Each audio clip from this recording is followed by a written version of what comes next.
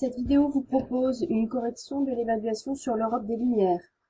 Dans le premier exercice, vous deviez répondre à deux questions avec vos connaissances, en faisant un développement dans la question 2, comportant deux parties, deux paragraphes, comme vous ferez au brevet. Dans la première question, vous deviez présenter le courant de pensée de Voltaire, le courant des philosophes des Lumières, c'est-à-dire un courant de penseurs qui cherchent à tout relire à la lumière de la raison. Dans la deuxième question, vous deviez d'abord expliquer les valeurs de Voltaire. Je vous renvoie à la sixième question, à la dernière question sur l'étude de cas que l'on avait fait en classe sur Voltaire. Là, vous avez une liste des idées de Voltaire qu'il fallait organiser sous forme d'un texte. Surtout, je cherchais à ce que vous mettiez aussi des exemples. Par exemple, Voltaire a condamné l'esclavage dans Candide. La tolérance religieuse, il l'a prônée dans son traité sur la tolérance, à la suite de l'affaire Calas. Par exemple, c'était des ouvrages que vous pouviez citer. En ce qui concerne maintenant la diffusion de ces idées, il fallait utiliser la question 4 de cette même étude de cas, à savoir les voyages de Voltaire en Europe. Il a visité l'Angleterre pour mieux s'en inspirer et mettre en valeur la monarchie parlementaire. Il s'est rendu en Prusse, où il a rencontré un despote éclairé, Frédéric II. Il a envoyé des courriers également pour sensibiliser l'opinion publique suite à l'affaire Calas. Et puis, bien sûr, il a rédigé de nombreux ouvrages où il a mis en forme ses idées, comme Candide, les lettres philosophiques.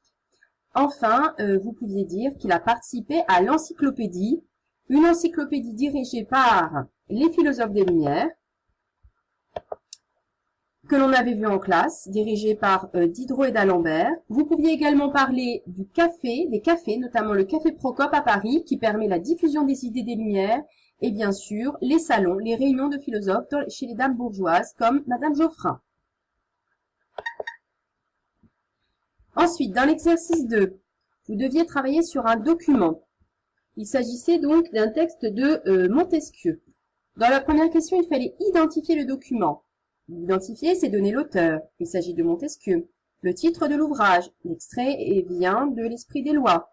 De la date de l'écriture. Cet ouvrage a été rédigé en 1748, donc pendant la philosophie des Lumières, le siècle des philosophes des Lumières.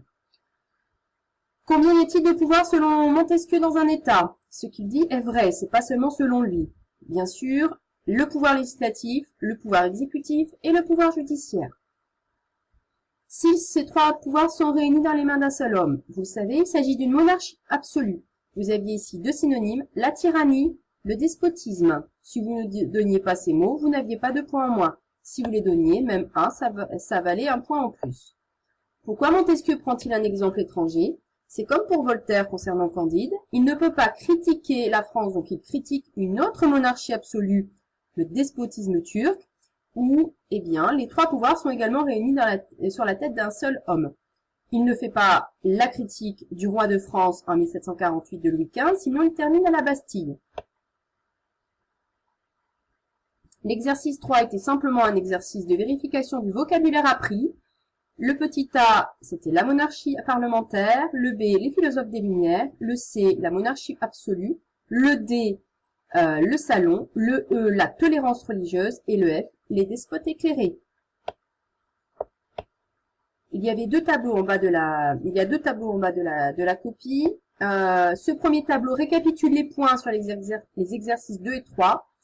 Le dernier tableau me permet de voir si vous savez, concernant le domaine 1, correctement rédiger vos phrases, avoir une bonne maîtrise de l'expression écrite et avoir du vocabulaire. Le domaine 2 me permet de savoir si vous savez traiter l'information, organiser votre travail, et le domaine 5 me permet de savoir si vous comprenez l'organisation du monde. Autrement dit, le domaine 5 concerne surtout les connaissances. Et donc, vous avez un total sur 15, et moi, je reporte également les compétences lors des grandes évaluations comme celle-ci.